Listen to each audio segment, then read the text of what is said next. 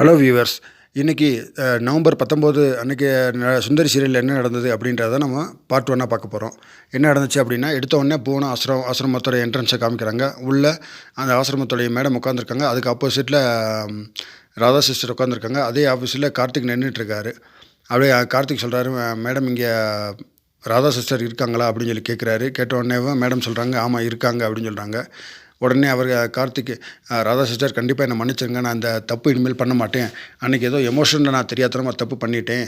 இனிமேல் அந்த தப்பு பண்ண மாட்டேன். கண்டிப்பாக நீங்கள் பெரிய மனசு பண்ணி என்னை மன்னிக்கணும் அப்படின்னு சொல்கிறாங்க. கார்த்திக், நீங்கள் இந்த மாதிரி பண்ணதெல்லாம் ரொம்ப தப்புன்னு சொல்லி அந்த மேடம், ஆசிரமத்தோட மேடம் சொல்கிறாங்க. சொன்ன உடனே மேடம் அது தப்பு, நான் இன்றைக்கி உணர்ந்துட்டேன். அன்றைக்கி ஏதோ ஒரு எமோஷனில் அந்த வாய்ஸை ரொம்ப காலம் கழிச்சு கேட்டவுடனே எனக்கு என்னுடைய அணுவோடைய வாய்ஸ் மாதிரி இருந்துச்சு. அதனால தான் அந்த எமோஷனில் அந்த மாதிரி அவங்ககிட்ட நடந்துக்கிட்டேன். கண்டிப்பாக நான் இனிமேல் நான் நடந்துக்க மாட்டேன். நீங்கள் எடுத்து சொல்லுங்கள் சிஸ்டர், இனிமேல் என்ன பார்த்துக்கிறதுக்கு ராதா சிஸ்டரே போதும், வேறு யாரையும் அப்பாயின்மெண்ட் பண்ண வேணாம்னு சொல்லி அவர் தன்னுடைய தரப்பில் ரெக்வஸ்ட் பண்ணுறாரு. அந்த மேடம் வந்து என்ன ராதா சிஸ்டர் என்ன ஓகேவா அப்படின்னு சொல்லி கேட்குறாங்க. அந்த மேடம் ராதா சிஸ்டர் சொல்கிறாங்க, சரி ஓகே மேடம், அவர் தப்பை உணர்ந்துட்டதுனால நான் மறுபடியும் அவர் கூட சரி அவரை பார்த்துக்கிறதுக்கு நானே ஓகே அப்படின்னு சொல்லி சொல்கிறாங்க. அப்போ உடனே கார்த்திக்கு மனசு ரொம்ப குளிர்ந்து ரொம்ப சந்தோஷப்பட்டு, ராதா சிஸ்டர் ரொம்ப தேங்க்ஸ் சிஸ்டர், நீங்கள் என்ன இந்த மாதிரி தப்பு பண்ணதுக்கப்புறம் கூட என்னை மன்னிச்சு இந்த மாதிரி என்னை பார்த்துக்கிறதுக்கு ஓகேன்னு சொன்னதுக்கு ரொம்ப தேங்க்ஸ் சிஸ்டர் அப்படின்னு சொல்லி அவர் சொல்கிறாரு. சரி, ஆசிரமத்தை மேடம் சொல்கிறாங்க, சரி மேடம், ராதா சிஸ்டர் நீங்கள் இப்போ கார்த்திகை கூப்பிட்டுட்டு அவர் ரூம் கொண்டு போய் விடுங்க அப்படின்னு சொல்லி சொல்கிறாங்க.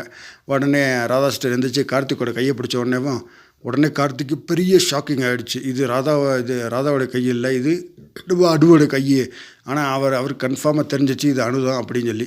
ஆனால் இருந்தாலும் மனசுக்குள்ளே வச்சுக்கிட்டு மறுபடியும் எதுவும் குழப்பம் எதுவும் வந்துடும், சண்டை ஏதாவது பிரச்சனை வந்துடும் சொல்லிட்டு அவர் அந்த சந்தோஷத்தை வெளிக்காட்டிக்காமே இருந்துக்கிட்டாரு. அப்படியே அவங்க கூட்டு போய் அவங்க ரூமில் உட்கார வச்சுட்டாங்க.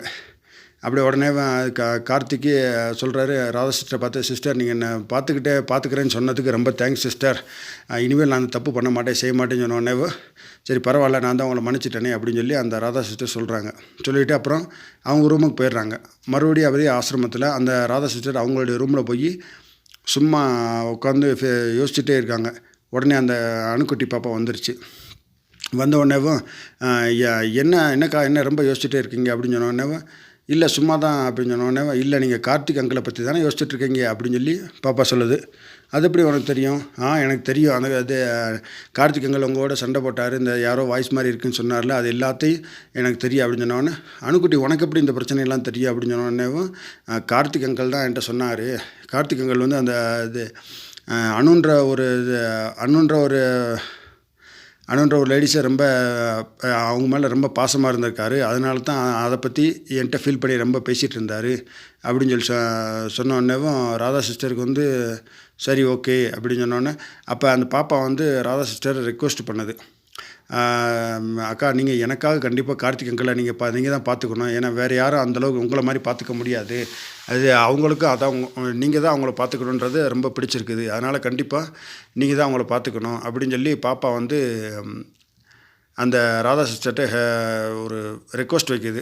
சரிடா அணுக்குட்டி, உனக்காக நான் கண்டிப்பாக கார்த்திக் அங்கிளை பார்த்துக்கிறேன், நீ எதுவும் கவலைப்படாதடா அப்படின்னு சொல்லி ஒரு ஆறுதல் சொல்லி அவங்ககிட்ட சொல்கிறாங்க. இதோடைய பார்ட் 1 முடிஞ்சிச்சு.